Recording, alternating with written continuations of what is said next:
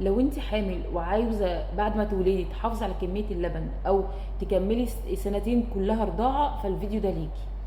السلام عليكم ورحمه الله وبركاته. انا مروه وهديكم نصايح في الرضاعه. عندي بنت عندها سنه و8 شهور، الحمد لله لحد دلوقتي برضعها. فانا نزلت فيديو قبل كده بتكلم فيه على لو احنا عايزين نحافظ على كميه اللبن بتاعتنا وان ازاي نزودها والكلام ده كله. وقلت لكم من خبرتي ان انا لما ولدت الاول اديت صناعي، وبعدين عملت حاجه اسمها اعاده ارضاع، والحمد لله خزنت لبن كويس جدا، ولحد دلوقتي سنه و8 شهور بنتي بترضع الحمد لله طبيعي. بس انا هنا هتكلم بقى على الست الحامل.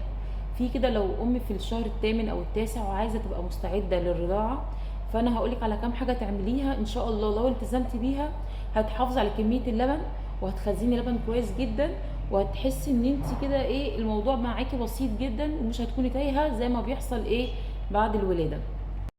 طيب انا دلوقتي حامل في الشهر الثامن والتاسع، ازاي استعد للرضاعه؟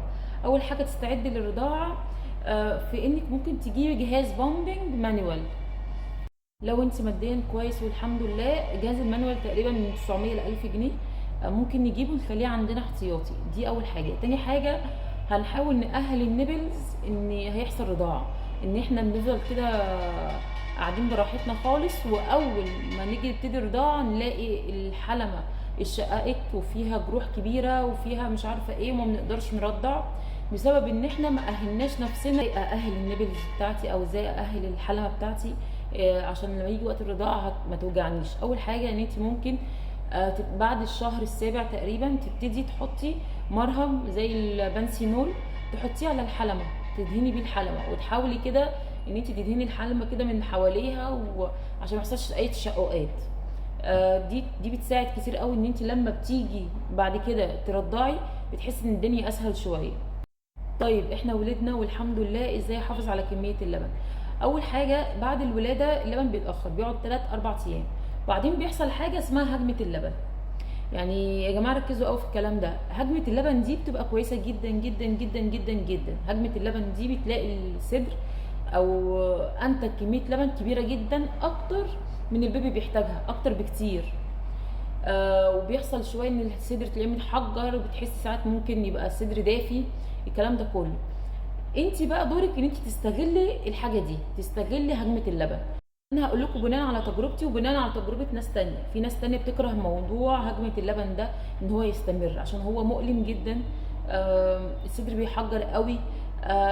بتحسي شويه ان انت ممكن تكوني تخنتي، هيحجمك في الخروج، الكلام ده كله. ففي امهات بتعمل ايه؟ في امهات خلاص بتحط البيبي على صدرها يرضع شويه وتسيب المخ يفهم من كميه اللبن اللي هو محتاجها اقل من كده فينتج اقل، فيروح الشعور بالتعب ده كله. فده ممكن بعدين يقلل كميه اللبن. طيب انا حامل اعمل ايه عشان احافظ على كميه اللبن لما اولد والكلام ده كله؟ هتستغلي هجمه اللبن. هتلاقي صدرك بدأ يحجر وفي الام وفي الكلام ده كله. هو الموضوع هيبقى متعب بس معاكي اول شهر، وبعد كده خلاص هتتعودي. ايه بقى المفروض نعمله؟ هنرضع البيبي عادي من صدرنا، وجنب ارضاع البيبي هنشفط كمان. يعني هتجيبي جهاز البامبنج او جهاز مانيوال او كهرباء وهتشفطي. ما تخليش الصدر فيه لبن ابدا. اللبن دي بيكون انتاج الحليب اكبر بكتير من احتياج البيبي، فانت عمر البيبي ما يخلص اللبن اللي في صدرك. فاللي بيحصل ان احنا بنحط البيبي على صدرنا ويرضع وياخد رضعته، وبعدين بقى خلاص فيفضل صدرنا مليان لبن من ناحيتين. هتلاقي هنا في لبن وهنا في لبن والصدر متحجر، فالام تسيبه كده. اول غلطه ان انت تسيبيه كده، سبتيه كده يبقى خلاص المخ بيفهم ان احنا بننتج لبن كتير قوي والبيبي ده مش محتاجه، فبيبدا تدريجيا يقلل كميه اللبن. دي بتبقى ساعات راحه للام انه خلاص اللبن في صدري على قد البيبي. بس مع الوقت اصلا كميه اللبن بتقل، كميه اللبن بتقل. لسه حامل وعايزه احافظ على كميه اللبن، يبقى لما تجيلك هجمه اللبن بعد 3 او 4 ايام هتحسي ان صدرك متحجر كميه كبيره جدا. هتحاولي ترضعي البيبي طبعا، دي حاجه. وتاني حاجه هتجيبي جهاز، هو ده الجهاز اللي احنا هنجيبه. هتجيبي مانوال ده اوتوماتيك، ده بالنسبه لي راحه. يعني اصلا بصوا انا بشفط عامه على طول، يعني انا الجهاز ده كل ساعه بشفط بيه. فعشان تحافظي على كميه اللبن هتجيبي جهاز اللي هو زي ده وتفضلي تشفطي بيه جنب الرضاعه الطبيعيه. هتفضلي تشفطي بالجهاز ده في هجمه اللبن. وهيفضل كده مخك فاهم حاجه واحده، فاهم ان احنا محتاجين ننتج لبن زي الكميه دي. هتبداي تشفطي بالجهاز ده جنب الرضاعه الطبيعيه عشان كميه اللبن ما تقلش عن بدايه الرضاعه خالص. هتلاقي كميه اللبن الحمد لله هتلاقيها مستمره معاكي لحد الاخر.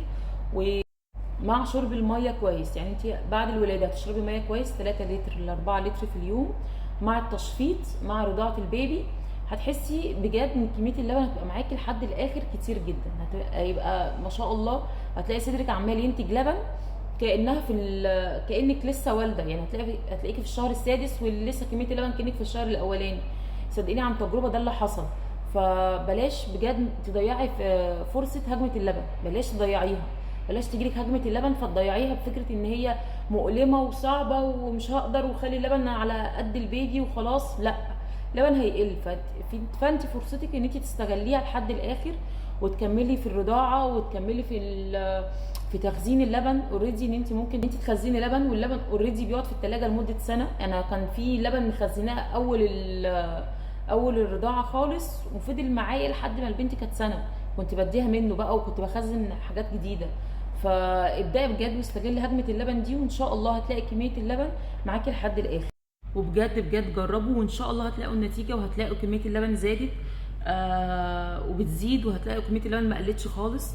فجربوا وقولوا لي رايكم ايه. وهنا بس خلاص انا كنت عايزه بس افيدكم وافيد امهات كتير هي لسه حوامل وخايفه يضيعوا على نفسهم فرصه هجمه اللبن، ان هم يضيعوها وما يستغلهاش كويس. ان انت فرصتك معاكي ان انت تحافظي على كميه اللبن بتاعتك باستغلالك بس لهجمه اللبن.